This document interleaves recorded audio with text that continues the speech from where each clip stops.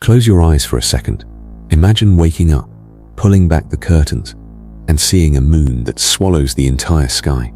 A silver disk so massive it seems to press against the clouds. What if that luminous sphere were larger than the planet you stand on? It sounds like the opening of a science fiction nightmare. Yet the physics behind such a swap would rewrite every law we trust and erase life as we know it. Stay with me, and we will watch reality crumble, step by step. In the next few minutes, we will explore a single alteration in the cosmos, a reversal of size between Earth and its satellite. We will follow the chain of cause and effect, from the first tremor of gravity to the final reshaping of day and night. Our guide will be the immutable laws of physics, but the story they tell is anything but ordinary. Ask yourself, how fragile is the world we call home? Let us begin. If the moon's mass eclipsed Earth's, gravity would invert. The planet would become a mini-Earth, the satellite a supermoon, and mass would dictate a new pull that reshapes everything. At first, the change feels almost miraculous. You would weigh only 70% of what you do now, and each step would feel like a gentle bounce on a suspended trampoline. Flights across the Atlantic would shrink to minutes as the thinner atmosphere expands and horizons blur into a seamless curve. But our bodies are not built for such scarcity of pull. Within weeks, bone density would begin to wane, muscles would atrophy, and blood would pool toward the upper body, causing dizzy spells and vision loss. Fluids shift, making the simple act of standing a struggle. A lighter world sounds like freedom, yet it is the first crack in the foundation of life. And the true horror emerges when the oceans feel the new pull of the supermoon. The massive gravity of this enlarged satellite would tug the seas with a force unimaginable.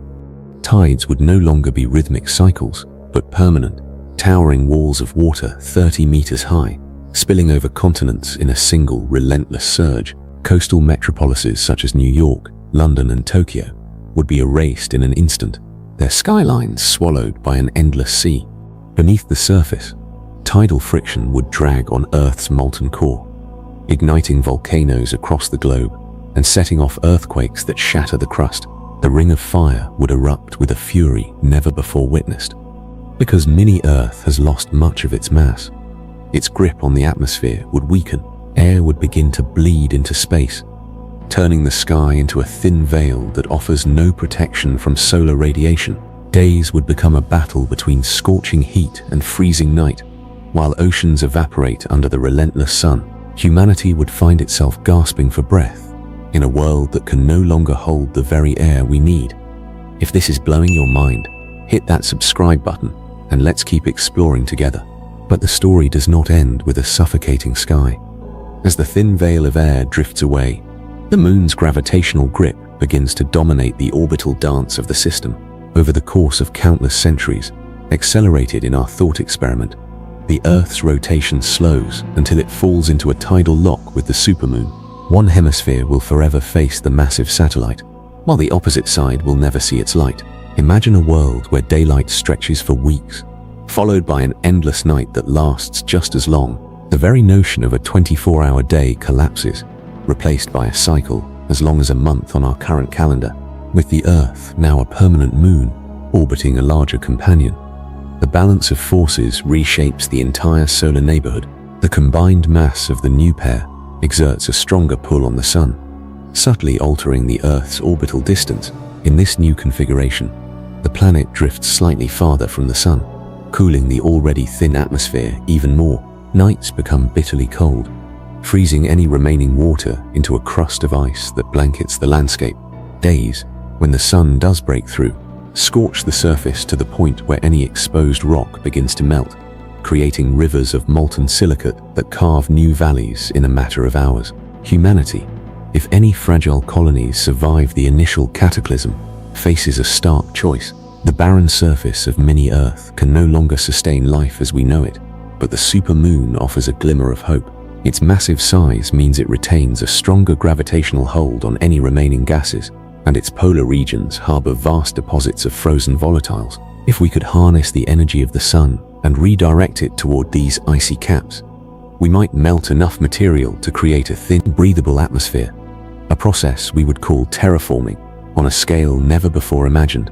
Picture a fleet of habitats, each a self-contained biosphere, settled on the equatorial highlands of the supermoon. Within these domes, crops grow under artificial light, water is recycled from melted ice, and the thin air is constantly filtered and pressurized. Over generations, engineers could build towering mirrors that reflect sunlight onto the shadowed poles, slowly warming the surface and releasing trapped gases. In time, a fragile but stable atmosphere might emerge, allowing a new kind of civilization to rise, one that looks not to the earth beneath its feet, but to the stars above for inspiration. This speculative path forces us to confront a deeper truth about our place in the cosmos. The universe is a delicate tapestry of interwoven forces, each calibrated with a precision that leaves little room for error. By merely swapping the sizes of two celestial bodies, we unravel that tapestry, watching it fold into chaos. It reminds us that the comfort of our blue planet is not a given. It is the result of a precise set of conditions that have held together for billions of years. What does this mean for us, sitting in our comfortable chairs, watching this scenario unfold on a screen? It is a reminder that curiosity, while a powerful engine of discovery, also carries responsibility. As we push the boundaries of science and technology, we must remain vigilant about the fragile equilibrium that sustains life. Every experiment, every launch, every new technology should be weighed against the potential ripple effects on the planetary system we call home. So, as the imagined supermoon hangs over a desolate Earth, casting long shadows across a world stripped of its air, we are left with a single lingering question. How will humanity choose to adapt when the very ground beneath our feet no longer offers safety? Will we become the architects of a new cradle among the stars? Or will we cling to the remnants of a dying world, watching the last breaths of our atmosphere drift into the void?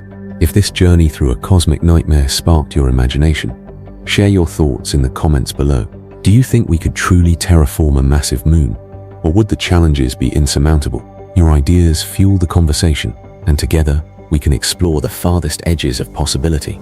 If you found this thought experiment as mind-bending as we did, consider giving this video a like and subscribing for more deep dives into the what-ifs that shape our understanding of the universe. Until next time, keep looking up, stay curious, and remember, the smallest change can rewrite everything.